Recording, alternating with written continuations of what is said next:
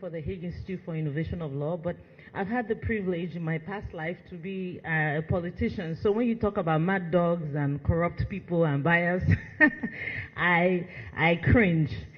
The judiciary should not be seen mingling with politicians. Who are the judiciary? They're Nigerians. And I think that's for me, I think that is the root of the problem. Somehow, you become a governor and you're no longer a Nigerian. Somehow you become a judge, you're no longer a Nigerian. You're a president and you're no longer a Nigerian. And that is the root of the problem. It is a Nigerian problem. If you're a corrupt Nigerian and you're made a judge, you will be a corrupt judge. If you're a corrupt Nigerian and you become a SAN, you will become a corrupt SAN. The problem is a Nigerian problem. It starts from the home, it starts from the communities. We don't even hold each other accountable any longer. So, sir, I equally have a question for you. Perhaps we should legislate who people marry. Why should a prominent politician's wife be able to be a judge? It should be against the law. You see somebody that I laugh at it.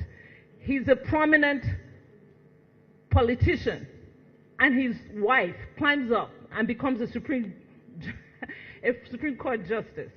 We have to regulate these things. And some people will say, how can you regulate love? You're not regulating love, you're regulating sanity and discipline.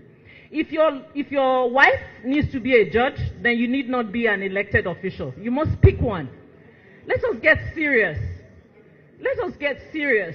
You hear court judgments, and the judge sitting there is the wife of a senator, and the senator comes on the floor of the Senate and tells us, well, in the bedroom, I have negotiated for some of you, and we laugh.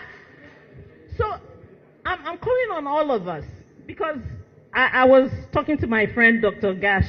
I was saying to him that the simplistic response to all of our problems is to blame the judiciary. The simplistic solution to all our problems is to blame politicians. If I didn't tell you today that I am a politician, or I was a politician before I went on sabbatical, I don't look like one. I don't speak like one. But let me tell you another problem before I sit down, having listened to our speaker. The bigger problem is, I have to humbly tell you that the politicians you see on your television, in the Senate, the National Assembly, are finished products of a very corrupt root. I remember the first time I was just coming back from the US when I ran for Federal House of Reps. I went to one of the delegates' house, and I must say this with all sense of humility. The man couldn't speak English, was a secondary school dropout, was riddled with poverty. I was trying to understand, how can this man gauge if I'm good enough to represent him? I could barely sit on his seat. The house was filthy. All of you politicians know what I'm talking about. But multiple people like him were responsible to vote for who was going to represent them. And then you wonder what is wrong. With all due respect, it's not lawyers that pick these people. It's not people seated here that choose who is going to represent their parties. Let's get serious. From the root, it's corrupt. When it's time to pick those delegates, politicians pick delegates who cannot barely understand the system. All they know is the brown envelope. And you let them elect your senators and House of Reps members, and what do you expect to get out of it? Let's get serious. When they are writing these delegates, most of them are not even educated. They can't read, they can't write. They don't understand anything. They're waiting for the bags of rice. They don't care about issues. Give me the money.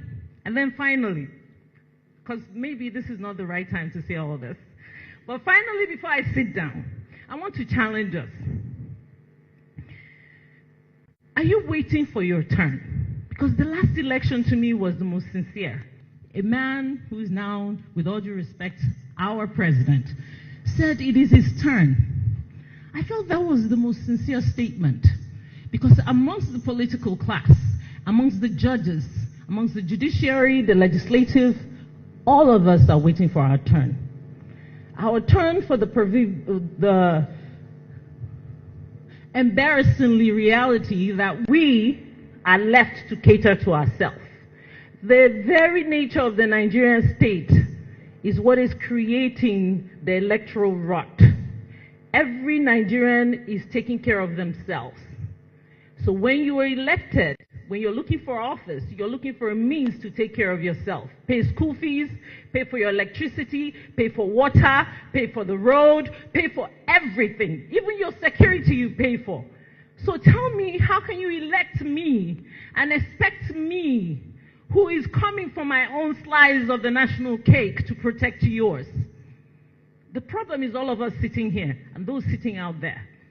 It may be simple to hold the judiciary responsible, but what I hold them responsible for, with all due respect, is before you became a judge, you were a Nigerian.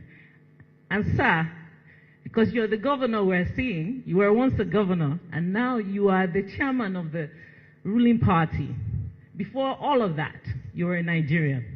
Let's think about Nigeria first. Thank you very much.